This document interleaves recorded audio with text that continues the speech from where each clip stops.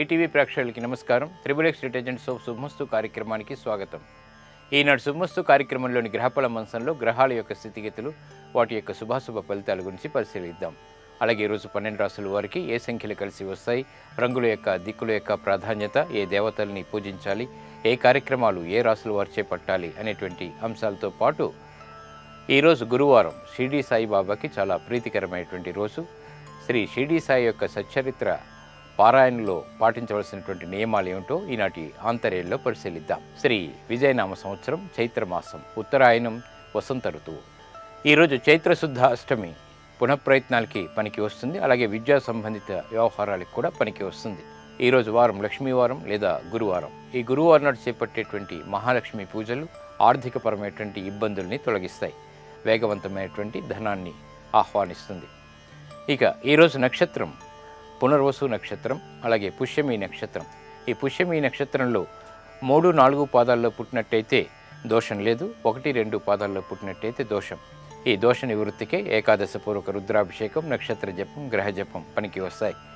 ఇక ఈ పుష్యమి నక్షత్రంలో పుట్టేటువంటి వారికి శని యొక్క మహాదశతోటి ప్రారంభమవుతుంది. ఇక ఈరోజు 12 రాసుల వారికి ఏర్పడేటువంటి శుభాశుభ ఫలితాలను పరిశీలిద్దాం. ముందుగా మేషరాశి. ఈరోజు మేషరాశి వారిని పరిశీలించినట్టయితే ఆరోగ్య పరిస్థితుల్లో మంచి మార్పులు మెల్లమెల్లగా చోటు చేసుకుంటే చేపట్టేటువంటి కార్యక్రమాల్లో కూడా ఆటంకాలని అధిగమించేటువంటి అవకాశాలు కూడా దగ్గరవుతాయి. వ్యాపార నిమిత్తమే చేపట్టేటువంటి కార్యక్రమాల్లో ఆర్థిక ఇబ్బందులకి గురి అయ్యేటువంటి సంఘటనలు కూడా చోటు చేసుకుంటాయి, కాబట్టి జాగ్రత్త వహించాలి. విద్యా సంబంధిత విషయాలు మాత్రం బాగా లాభిస్తాయి. ఈరోజు మీ అదృష్ట సంఖ్య 1, తెలుపు వర్ణం ప్రశాంతతని పెంచుతుంది. తూర్పు దిక్కు ప్రయాణాలు శుభకరం. అనుకూల దైవం ఈశ్వరుడు. ఈరోజు మీరు శివాలయాన్ని దర్శించడం, ఈశ్వరుడికి అభిషేకాదులు నిర్వహించడం వంటి కార్యక్రమాలు గ్రహ ప్రతికూలతని దూరం చేస్తుంది, అవమానకర సంఘటనల్ని దూరం చేస్తుంది. ఆర్థిక వ్యవహారాలు ఈరోజు మీకు కొంతవరకు ఊరట కలిగిస్తాయి. ఈరోజు వృషభ రాశి వారిని పరిశీలించినట్టయితే గృహ సంబంధిత కార్యక్రమాల్లో చిరు విఘ్నాలని చవిచూస్తారు. శారీరక శ్రమ అధికంగా ఉంటుంది. ఆరోగ్య విషయంలో ప్రతికూలత కొనసాగుతుంది. వృత్తిపరమైనటువంటి వ్యవహారాల్లో ఆర్థిక సంబంధ బాంధవ్యాలు మాత్రం మెరుగుపడతాయి. వ్యాపార నిమిత్తమే చేపట్టేటువంటి ఒప్పందాలు కూడా బాగానే కలిసి వస్తాయి. నూతన కార్యక్రమాలని ప్రారంభించగలుగుతారు. గృహంలో ఆనంద వాతావరణం కొనసాగుతుంది. ఈరోజు మీ అదృష్ట సంఖ్య 2, ఎరుపు వర్ణం ధైర్యాన్ని కలిగిస్తుంది. దక్షిణ దిశ ప్రయాణాలు శుభకరం. అనుకూల దైవం లక్ష్మీ నరసింహస్వామి. ఈరోజు మీరు లక్ష్మీ నరసింహస్వామిని దర్శించడం, స్వామికి అభిషేకాదులు నిర్వహించడం వంటి కార్యక్రమాలు గ్రహ అతి ప్రతికూలతని దూరం చేస్తుంది. షష్ఠ శని ద్వారా శుభాలను కలిగిస్తుంది. విద్యా సంబంధిత వ్యవహారాలు ఈరోజు మీకు లాభిస్తాయి. ఈరోజు మిథున రాశి వారిని పరిశీలించినట్టయితే స్థిరాస్తి విక్రయాలు వంటివి ఆదాయాన్ని పెంచుతాయి. రాజకీయపరమైనటువంటి వ్యవహారాల్లో కూడా అతి జోక్యం ద్వారా విజయాలు చేజిక్కించుకోగలుగుతారు. ఆరోగ్యంలో మంచి మార్పులు చోటు చేసుకుంటే, వ్యవసాయ సంబంధిత వ్యవహారాల్లో ఆనందకర సంఘటనలు చోటు చేసుకుంటే, గృహ విషయాలు బాగా అనుకూలిస్తాయి. మిత్రుల ద్వారా లబ్ధి చేకూరుతుంది. చేపట్టేటువంటి కార్యక్రమాలు ప్రోత్సాహాన్ని కలిగిస్తాయి. ఆనందకర వాతావరణం అన్ని రంగాల వారికి కూడా కొనసాగుతుంది. ఈరోజు మీ అదృష్ట సంఖ్య 6, పసుపు వర్ణం త్వరితగతిని శుభాలను కలిగిస్తుంది. ఈశాన్య దిక్కు ప్రయాణాలు శుభకరం. అనుకూల దైవం శ్రీ మహాలక్ష్మి. ఈరోజు మీరు మహాలక్ష్మి అమ్మవారిని దర్శించడం, అమ్మవారికి కుంకుమార్చన నిర్వహించడం వంటి కార్యక్రమాలు ఆర్థిక వ్యవహారాల్లో విజయాన్ని తెచ్చిపెడతాయి, ఆటంకాలని దూరం చేస్తాయి. ఇక దూర ప్రయాణాలు ఈరోజు మీకు లబ్ధిని చేకూరుస్తాయి, ఆశించినటువంటి ప్రయోజనాల్ని దగ్గర చేస్తాయి. ఈరోజు కర్కాటక రాశి వారిని పరిశీలించినట్టయితే వృత్తిలో ఏర్పడినటువంటి ఆటంకాలని అధిగమించగలుగుతారు. వ్యాపార నిమిత్తమే చేపట్టేటువంటి కార్యక్రమాలు కూడా ప్రోత్సాహాన్ని కలిగిస్తాయి. ఉద్యోగ విషయాల్లో బదిలీలు ఉన్నప్పటికీ సంతృప్తిని కలిగిస్తాయి. ఆరోగ్య విషయంలో మంచి మార్పులు చోటు చేసుకుంటాయి. రాజకీయపరమైనటువంటి వ్యవహారాల్లో అనుకూలత ఏర్పడుతుంది. సోదర ప్రేమ లభిస్తుంది. గృహ విషయాలు బాగా అనుకూలిస్తాయి. ఈరోజు మీ అదృష్ట సంఖ్య 2, ఎరుపు వర్ణం ధైర్యాన్ని కలిగిస్తుంది. దక్షిణ దిశ ప్రయాణాలు శుభకరం. అనుకూల దైవం శ్రీ మహాగణపతి. ఈరోజు మీరు మహాగణపతిని దర్శించడం, స్వామికి అభిషేకాదులు నిర్వహించడం వంటి కార్యక్రమాలు వ్యయాన్ని నియంత్రింపచేస్తుంది, ఆదాయాన్ని పెంచుతుంది. ఉద్యోగ నూతన ప్రయత్నాలు ఈరోజు మీకు లాభిస్తాయి. ఈరోజు సింహరాశి వారిని పరిశీలించినట్టయితే సంబంధ బాంధవ్యాల్లో చిరు సమస్యలు తలెత్తుతాయి. వ్యాపార నిమిత్తమే చేపట్టేటువంటి కార్యక్రమాల్లో విఘ్నాల్ని చవిచూస్తారు. ఆదాయం ఉన్నప్పటికీ వ్యయం కూడా వెన్నంటి ఉంటుంది. శారీరక శ్రమ అధికంగా ఉంటుంది. వృత్తిపరమైనటువంటి వ్యవహారాల్లో తలనొప్పి సంఘటనలు కూడా ఏర్పడతాయి, కాబట్టి జాగ్రత్తలు వహించాలి. గృహ విషయాల్లో చిరు సమస్యలు ఉన్నప్పటికీ నిలదొక్కుకోగలుగుతారు. ఈరోజు మీ అదృష్ట సంఖ్య 9. పసుపు వర్ణం త్వరితగతిని శుభాల్ని కలిగిస్తుంది. ఈశాన్య దిక్కు ప్రయాణాలు శుభకరం. అనుకూల దైవం లక్ష్మీ నరసింహస్వామి. ఈరోజు మీరు లక్ష్మీ నరసింహస్వామిని దర్శించడం, స్వామికి నమస్కరించడం వంటి చర్యలు గ్రహ ప్రతికూలతని దూరం చేస్తుంది, ఆరోగ్య రక్షణకి తోడ్పడుతుంది. ఆరోగ్య పరీక్షలు ఈరోజు మీకు మేలును కలిగిస్తాయి. ఈరోజు కన్యారాశి వారిని పరిశీలించినట్టయితే వ్యవహారాల్లో చుక్కెదురు పరిస్థితుల్ని తెలివిగా పరిష్కరించుకోగలుగుతారు. నూతన కార్యక్రమాల్ని ప్రారంభించగలుగుతారు. ప్రయాణాల విషయంలో జాగ్రత్తలు పాటించాలి. రాజకీయపరమైనటువంటి వ్యవహారాల్లో చుక్కెదురు పరిస్థితులు తారసపడతాయి. స్థిరాస్తి విషయాల్లో కూడా జాగ్రత్తలు వహించాలి. ఆకస్మిక ధన ప్రాప్తి లేకపోలేదు. ఈరోజు మీ అదృష్ట సంఖ్య 6. ఎరుపు వర్ణం ధైర్యాన్ని కలిగిస్తుంది. దక్షిణ దిశ ప్రయాణాలు శుభకరం. అనుకూల దైవం ఆంజనేయ స్వామి. ఈరోజు మీరు ఆంజనేయ స్వామిని దర్శించడం, స్వామికి తమలపాకులతో పూజించడం వంటి కార్యక్రమాలు అష్టమంలో ఉండేటువంటి గ్రహాల ద్వారా, ముఖ్యంగా కేతు కుజుల ద్వారా ఏర్పడేటువంటి అతి ప్రతికూలతని, ప్రమాదాలని దూరం చేస్తుంది. ఇక స్థిరాస్తి విక్రయాలు వంటివి ఈరోజు మీకు అనుకూలిస్తాయి. ఈరోజు తులారాశి వారిని పరిశీలించినట్టయితే నూతన వ్యవహారాల్లో అనుకూలతని సాధించుకోగలుగుతారు. పట్టుదలతో కార్యక్రమ నిర్వహణ కొనసాగించగలుగుతారు. ఆత్మస్థైర్యం పెరుగుతుంది. చేపట్టేటువంటి కార్యక్రమాలు ప్రోత్సాహాన్ని కలిగిస్తాయి. విద్యా సంబంధిత వ్యవహారాల్లో ఏర్పడినటువంటి ఆటంకాల్ని అధిగమించగలుగుతారు. నూతన ఉత్సాహం అన్ని రంగాల వారికి కూడా ప్రారంభమవుతుంది. బాధ్యతలు పెరిగినప్పటికీ నిర్వహణ సక్రమంగా కొనసాగించగలుగుతారు. గృహ విషయాల్లో అనుకూలత సాధించుకోగలుగుతారు. ఆరోగ్యం పదిలం. ఈరోజు మీ అదృష్ట సంఖ్య 2. తెలుపు వర్ణం ప్రశాంతతని పెంచుతుంది. తూర్పు దిక్కు ప్రయాణాలు శుభకరం. అనుకూల దైవం సుబ్రహ్మణ్య స్వామి. ఈరోజు మీరు సుబ్రహ్మణ్య స్వామిని దర్శించడం, స్వామికి అభిషేకాదులు నిర్వహించడం వంటి కార్యక్రమాలు గ్రహ ప్రతికూలతని దూరం చేస్తుంది. ఇక రుణ ప్రయత్నాలు ఈరోజు మీకు లాభిస్తాయి. రుణ ఆదాయాన్ని పెంచుతాయి. ఈరోజు వృశ్చిక రాశి వారిని పరిశీలించినట్టయితే వ్యవహారాల్లో నైపుణ్యం ప్రదర్శించగలుగుతారు. నష్టాల్ని భర్తీ చేసుకునేటువంటి ప్రయత్నాలు బాగానే కలిసి వస్తాయి.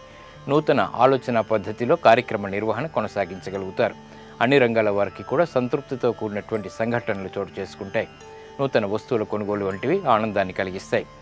అసంతృప్తి ఉన్నప్పటికీ ప్రయత్నంతో మంచి మార్గాల్ని ఎంచుకోగలుగుతారు. అన్ని రంగాల వారికి కూడా శుభ పరిణామాలు ఆహ్వానించగలిగేటువంటి శక్తి సామర్థ్యాలు ఏర్పడతాయి.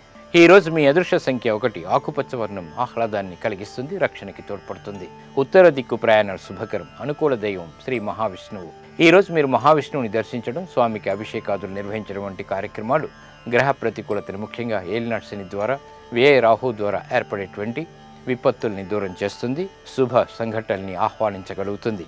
నూతన వ్యాపార ఒప్పందాలు ఈరోజు మీకు ఊరట కలిగిస్తాయి. ఈరోజు ధనుస్సు రాశి వారిని పరిశీలించినట్టయితే వాహన విషయాల్లో జాగ్రత్తలు పాటించాలి. మంచి నిర్ణయాలు తీసుకున్నప్పటికీ కార్యక్రమ నిర్వహణలో విఘ్నాల్ని చవిచూస్తారు. అధికారులతో సంభాషణల విషయంలో జాగ్రత్తలు వహించాలి. వృత్తిపరమైనటువంటి వ్యవహారాలు బాగానే కలిసి వస్తాయి. ఆర్థిక సంబంధ బాంధవ్యాలు మెరుగుపడతాయి.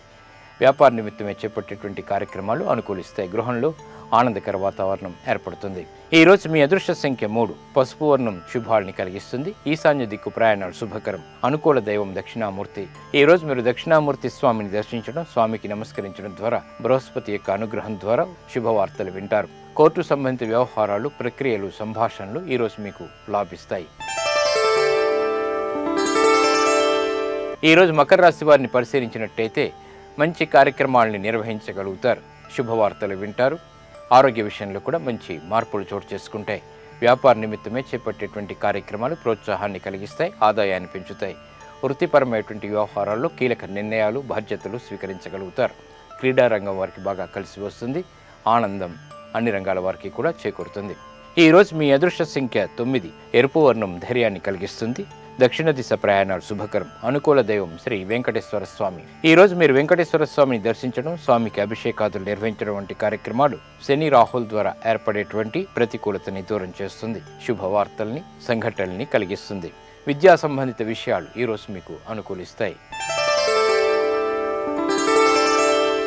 ఈరోజు కుంభరాశి వారిని పరిశీలించినట్టయితే వ్యాపార నిమిత్తమై చేపట్టేటువంటి కార్యక్రమాల్లో ఆదాయం పెరుగుతుంది. నూతన భాగస్వాములతో ఒప్పందాలు చేకూర్చుకోగలుగుతారు. గృహ సంబంధిత కార్యక్రమాలు బాగా అనుకూలిస్తాయి. మానసిక ధైర్యంతో కార్యక్రమ నిర్వహణ కొనసాగించగలుగుతారు. గతంలో ఏర్పడినటువంటి నష్టాల్ని భర్తీ చేసుకోగలుగుతారు. వ్యాపార ఒప్పందాలు అనుకూలిస్తాయి. విద్యా సంబంధిత వ్యవహారాల్లో కూడా పేరు ప్రఖ్యాతులు సంపాదించుకునేటువంటి సంఘటనలు చోటు చేసుకుంటాయి. ఈ రోజు మీ అదృష్ట సంఖ్య 5. ఆకుపచ్చ వర్ణం ధైర్యాన్ని కలిగిస్తుంది, రక్షణకి తోడ్పడుతుంది. పడమటి దిక్కు ప్రయాణాలు శుభకరం. అనుకూల దైవం ఈశ్వరుడు. ఈ రోజు మీరు శివాలయాన్ని దర్శించడం, ఈశ్వరుడికి అభిషేకాదులు నిర్వహించడం వంటి కార్యక్రమాలు గ్రహ అనుకూలతని రెట్టింపు చేస్తాయి. మనోధైర్యం ద్వారా కార్యక్రమ నిర్వహణ కొనసాగించి విజయాలని తెచ్చిపెడతాయి. నూతన వాహన కొనుగోలు వంటివి ఈ రోజు మీకు అనుకూలిస్తాయి, ఆనందాన్ని కలిగిస్తాయి. ఈ రోజు మీనరాశి వారిని పరిశీలించినట్టయితే వ్యాపారంలో చిరు సమస్యలు తలెత్తుతాయి. శారీరక శ్రమ అధికంగా ఉంటుంది. ఆరోగ్య విషయంలో జాగ్రత్తలు పాటించాలి. ఆర్థిక క్రమశిక్షణ లోపిస్తుంది. ఇతరులు చేసినటువంటి తప్పులకి బాధ్యత వహించాల్సినటువంటి సంఘటనలు కూడా ఏర్పడతాయి కాబట్టి జాగ్రత్తలు వహించాలి. గృహ సంబంధిత విషయాలు సామాన్యం. ఈ రోజు మీ అదృష్ట సంఖ్య 3. పసుపు వర్ణం త్వరితగతిని శుభాల్ని కలిగిస్తుంది. ఈశాన్య దిక్కు ప్రయాణాలు శుభకరం. అనుకూల దైవం దక్షిణామూర్తి. ఈ రోజు మీరు దక్షిణామూర్తి స్వామిని దర్శించడం, స్వామికి అభిషేకాదులు నిర్వహించడం వంటి కార్యక్రమాలు మంచి ఫలితాలని కలిగిస్తుంది. గ్రహాల ద్వారా ఏర్పడేటువంటి ప్రతికూలతని దూరం చేస్తుంది. శుభాల్ని ఆహ్వానించగలుగుతుంది. ఆరోగ్య పరీక్షలు ఈ రోజు మీకు మేలును కలిగిస్తాయి. నేటి పుష్యమి నక్షత్ర యోగాన్ని పరిశీలిద్దాం. ఈ పుష్యమి నక్షత్రానికి అధిపతి బృహస్పతి. ఈ పుష్యమి నక్షత్రంలో చేపట్టేటువంటి కార్యక్రమాలు సత్ఫలితాన్ని కలిగిస్తాయి, విజయాన్ని తెచ్చిపెడతాయి. ఈ పుష్యమి నక్షత్రంలో పుట్టేటువంటి వారికి బృహస్పతి యొక్క మహాదశతోటి ప్రారంభమవుతుంది. ఈ పుష్యమి నక్షత్రంలో చేసేటువంటి ప్రయాణాలు ఆశించినటువంటి ప్రయోజనాల్ని కలిగిస్తాయి. తారాబలం చూసినట్టయితే నైధన్ తార అయినప్పటికీ ఈ పుష్యమి నక్షత్రంలో చేపట్టేటువంటి కార్యక్రమాలు సత్ఫలితాల్ని కలిగిస్తాయి. ఇది ఈ పుష్యమి నక్షత్రం యొక్క విశేషం. అలాగే వధూవరుల ఇద్దరిది కూడా పుష్యమి నక్షత్రం అయినప్పుడు ఇది వివాహానికి యోగ్యత కలిగిస్తుంది. ఈ పుష్యమి నక్షత్రంలో నీలపు రత్నాన్ని కనుక ధరించినట్టయితే ఏలినాటి శని ద్వారా, అష్టమ శని ద్వారా, అర్ధాష్టమ శని ద్వారా ఏర్పడేటువంటి దోషాలు నివృత్తి చేయబడతాయి. శని యొక్క ప్రీతి కలుగుతుంది, తద్వారా శుభాలు ఏర్పడతాయి.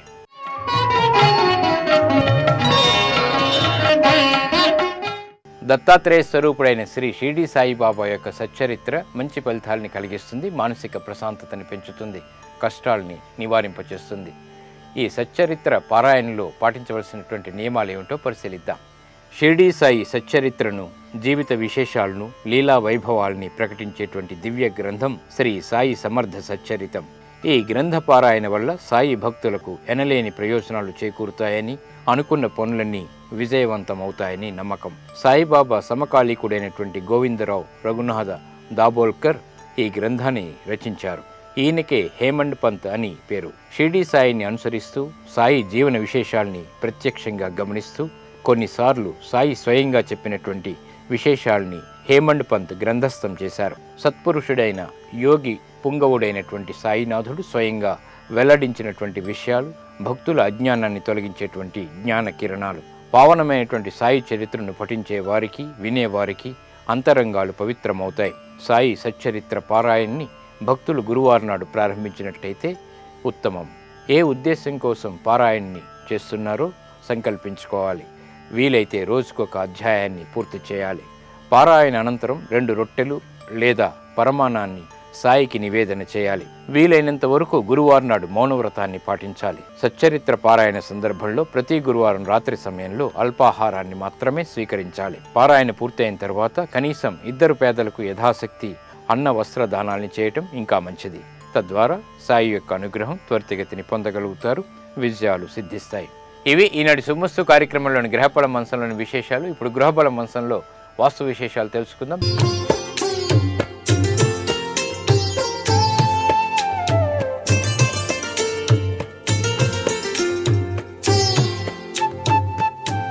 XXX డిటర్జెంట్ సోప్ శుభమస్తు కార్యక్రమంలో గృహబలం అంశానికి స్వాగతం.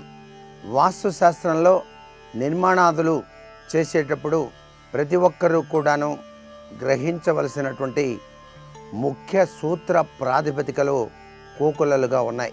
వాస్తుశాస్త్రంలో దిశల యొక్క ప్రభావం ఆద్యంతము కూడాను విశిష్టవంతమైనది అని మొట్టమొదటిసారిగా ప్రతి ఒక్కరూ కూడా గ్రహించాలి. మీరు కొనదలిచిన లేక కొనుగోలు చేసిన ఇంటి స్థలానికి ఇరువైపులా కూడా అటు ఇటు చాలా విశాలవంతమైనటువంటి ఇండ్ల స్థలాలు పక్కనే లేకుండా ఉండటం చాలా మంచిది. మీ ఇల్లు ఇరుపక్కల వారి ఇల్లు కంటే చాలా చిన్నదిగా మాత్రం ఉండకూడదు. త్రిభుజ ఆకృతి కలిగిన ఇంటి స్థలం అంత విశేషవంతమైన ప్రభావాన్ని ఇవ్వదు అనే విషయాన్ని గుర్తిరగాలి. మీరు కట్టేటువంటి ఇంటి చుట్టూ ఉన్న ఖాళీ స్థలాలు ఉత్తరం, తూర్పు వైపు ఎక్కువ, దక్షిణ, పశ్చిమాలకు తక్కువ ఉంటే చాలా మంచిది. అలా కనుక లేకపోయినట్లయితే నైరుతి దిశలో ఒక చిన్న గది లేక పాక వేయటం చాలా మంచిది.